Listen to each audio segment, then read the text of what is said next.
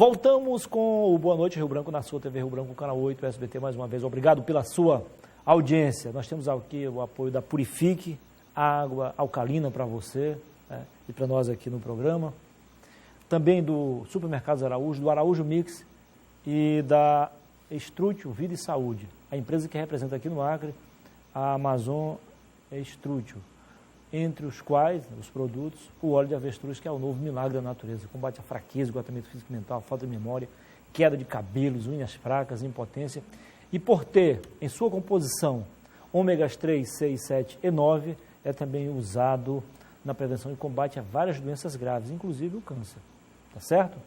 Isso mesmo. Eu quero mandar um boa noite especial, né, vamos prestigiar aqui, nos prestigia, ao meu amigo Thalisson, e também a mãe dele, a dona Ângela, né, são nossos telespectadores assíduos. A dona Ângela não tive o prazer de conhecê-la pessoalmente, conheci o Thalisson no sábado passado, à tarde. Ele trabalha em uma das lojas, né, da Mil Presentes, aquela no centro da cidade, na Benjamin Constant, próximo à antiga Câmara. Amanhã eu vou mandar também uma boa noite para todos os funcionários da loja, porque tem alguns nomes aqui que eu não estou entendendo bem, então não vamos sacrificar ninguém, não vamos prejudicar. Amanhã, nome completo, a relação completa de todos os funcionários da Mil Presentes, da Benjamin Constant. E agora eu tenho o prazer de conversar com o presidente do Conselho Regional de Medicina, o CRM, o doutor Virgílio Prado. Seja bem-vindo, doutor. Tudo bem? Boa noite. Tudo tranquilo. Tudo prazer bem, recebê-lo aqui no programa. Uma boa noite a todos. Que Dizem que o que a bunda não prejudica. Nós conversamos aqui, aquela bancada ali pela manhã, sim. no Bom Dia Rio Branco, mas como nem sempre o público é o mesmo, né? Às vezes quem nos assiste de manhã não assiste à noite e vice-versa. Estamos aqui para falarmos sobre as atribuições do Conselho. Eu queria que o senhor inicialmente falasse o que é o Conselho, o que ele representa e quais as suas principais funções constitucionais. O Conselho, né, ele foi criado, né, já há muitas décadas com o intuito de regulamentar e fiscalizar o trabalho médico, né, a profissão medicina. Então, tudo aquilo que envolve medicina passa pelo Conselho Regional de Medicina e pelos todos os Conselhos Regionais de Medicina do Brasil e o Conselho Federal de Medicina. Então, todo ato que envolva a medicina, como uma consulta médica, como uma cirurgia, como os procedimentos, exames, tudo isso tem a sua regulamentação através do Conselho. Então, é o órgão que vai também atrás da fiscalização, de ver como é que está sendo feito todos esses atos médicos, né? Muito bem. Então, as pessoas serão sempre resguardadas pelo Conselho, que está sempre procurando ver como estão sendo feitos todos os atos médicos. Muito bem. O senhor está no cargo há pouco mais de 6 meses, mas já tem uma noção exata do que está acontecendo. Como é que está esse processo de fiscalização aqui na capital e também no interior? A fiscalização é um dos nossos grandes pilares, né, que é ir atrás de todas as unidades, tanto na capital como no interior de todo o estado, nas clínicas públicas e privadas, atrás de ver como está a condição de atendimento médico para toda a população. É um cenário bem variado, viu, Muniz? Assim, cada vez que a gente chega numa cidade, a gente tem surpresas positivas, surpresas negativas. Infelizmente, as negativas acabam suplantando as positivas, mas a gente vai andando em todo o interior, vai em locais menores, ramais, vamos indo até onde tem unidades bem pequenas mesmo, mas que está tendo um ato médico ali, as pessoas estão sendo atendidas ali, nós vamos até lá, né? E cada município acaba apresentando uma realidade diferente, uma história diferente. É muito interessante a gente ir para conhecer toda essa realidade, essa variedade, né? Onde o senhor viu mais irregularidades, aqui na capital ou nos municípios do interior? Em alguns municípios do interior, né? O interior, infelizmente, às vezes acaba sendo deixado um pouquinho esquecido, né? E a capital, ela tem muito a presença, né? A questão de que está tudo aqui na capital, então o judiciário, toda a sede do judiciário está aqui, o executivo, o legislativo, todas as sedes estão aqui, então os holofotes estão muito voltados aqui. Às vezes, algumas cidades, a luzinha aqui do holofote chega lá, uma luzinha muito fraquinha lá, né? Eu imagino, né, doutor, que em alguns casos a questão socioeconômica prevalece também, acaba prejudicando. Acaba e aí o próprio conselho precisa também ser um pouco, eu não diria assim, fazer vistas grossas, né? Mas pelo menos ser mais compreensivo, né? Mais flexível. Né? A gente tem que ter um limite nessa compreensão, tem que ter realmente uma flexibilidade, mas também tem que ter um limite. Lógico. Não adianta a gente falar que pode fazer qualquer coisa porque a condição econômica está ruim, isso não é verdade. Não é porque a condição não está boa que agora pode-se fazer tudo do jeito que se quer. Não é assim. Então a gente vai até as unidades, procura ver como estão as condições. Não é porque está faltando uma cadeira ou um ar-condicionado que a gente vai ficar criando problemas para o funcionamento daquela unidade. Mas a hora que falta insumos básicos, a hora que o material não está sendo esterilizado corretamente, às vezes não condiz aquela unidade continuar sendo funcionante, né? Porque ela vai estar também gerando doença. Então a gente tem que levar isso também em consideração. O presidente do sindicato dos médicos do Acre, Dr. José Ribamar, ele tem feito um trabalho assim, muito atuante. Certo. Não abrindo mão de buscar melhores salários para a categoria, melhores condições de trabalho e fazendo denúncias também, que eu acredito que acabam sendo convergentes também com o trabalho de vocês. Sim. Vocês têm um trabalho conjunto, em alguns casos também? Como é que é? Algumas coisas, como o que levou um pouquinho o trabalho conjunto, foi a questão da maternidade, né? Que tanto o CRM como o sindicato foram muito atuantes em relação a todas aquelas polêmicas que aconteceram ali, né? Mas a atuação, no geral, ela acaba sendo com um foco um pouquinho diferente, né? Enquanto o foco do sindicato é o profissional médico, né? A questão do salário, a questão da boa condição de trabalho daquele profissional, o CRM vê mais a questão de como está toda a estrutura do local. Acaba tendo muito ponto convergente, o que é muito bom, principalmente para a categoria médica, mas também para toda a população. Mas os focos acabam sendo um pouco diferentes, né? Eu vou fazer agora, na verdade, não é bem uma pergunta, é um comentário e eu queria saber a sua opinião. Eu conversando um dia desse com um especialista no assunto sobre a maternidade, e assim, sem paixões partidárias, sem levar em conta, digamos assim, nenhum pré-julgamento da coisa, ele disse que, como está ali, é humanamente impossível esse trabalho de uma hora para outra melhorar, enquanto não houver, nos 5 municípios aqui da nossa região, Porto Acre, Bujari, Quinari, Parte de Plástico de Castro e Capixaba, atendimento também lá, pelo menos que não precisa ter a mesma precisão dos daqui, da maternidade aqui, mas pelo menos tem que ter alguma coisa que atrai esse pessoal lá e que dê um resultado satisfatório. Quer dizer que é impossível, como está lá, atender essa demanda. Realmente a demanda é muito grande justamente pela centralização, né? Então tudo acaba chegando aqui na maternidade, apesar das dificuldades de superlotação, apesar de algumas notícias que acabam denegrindo a maternidade, apesar de tudo isso, a população do interior ainda procura vir à capital para ser atendido na maternidade. As mulheres estão gestantes, fazem o seu pré-natal no município, mas e aí que está, o senhor falou do pré-natal, e aí que está. O problema pode estar aí também, no processo do pré-natal. Sim, lógico. A falta, absoluta falta de informação, de conscientização. Exato. O pré-natal é extremamente fundamental, né? É um direito que a mulher não pode abrir mão, porque não é um direito só dela. É daquela pessoinha que está ali dentro da barriga dela também, que tem o direito de nascer mais saudável, porque a mãe fez um pré-natal. Então é muito importante que as mães tenham essa consciência também. Que se às vezes gera um desconforto de estar indo fazer o pré-natal, um contratempo, sente-se como um contratempo, que faça pelo menos pela obrigação do seu filhinho que está ali dentro, né? Que ele tem o direito de nascer mais saudável também, fazendo um pré-natal, né?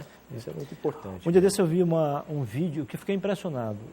Um profissional, um médico, se recusando a fazer um atendimento porque ele não estava com condições psicológicas e físicas para continuar a trabalhar. Ele preferiu não atender para não correr o risco de causar um erro, né? Causar um erro. Exato. E aí ser fiscalizado não só pelos os órgãos de controle externo, mas também pelo próprio CRM. Pelo CRM. Olha só onde nós estamos chegando, né? Não, isso é uma decisão prudente de qualquer profissional, né?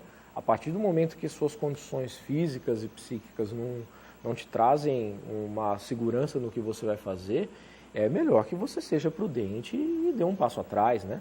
Para que ficar expondo ao risco aquela outra pessoa que está ali do outro lado também, que é o paciente, né? O paciente tem que entender isso também, que se ele continuar forçando um atendimento, vai gerar um risco. Isso a gente, infelizmente, vê muito, porque as unidades são superlotadas, a falta de médico acaba sendo um problema recorrente em relação a isso. A gente vê, por exemplo, as UPAs, né? Elas têm uma escala que nos é enviada, mas frequentemente há falhas nessa escala ao longo do mês, porque há uma falta de um profissional e não tem uma chance de repor. E aquele profissional que compareceu ao trabalho, ele vai estar super sobrecarregado, porque ele vai estar trabalhando por vários, num único plantão. Então ele vai chegar uma hora que ele vai realmente estar cansado, ele vai estar com dificuldades de realizar o trabalho de maneira correta. Às vezes é melhor realmente você parar um pouco, você pedir um tempinho para quem está ali. Logicamente, se não for um caso de emergência, um caso de extrema urgência, não tem como parar, mas sendo um caso que dê uma chance para que você fique um tempinho mais sossegado um pouco, é interessante realmente, né? Quem não conhece, acha que vida de médico é fácil, né?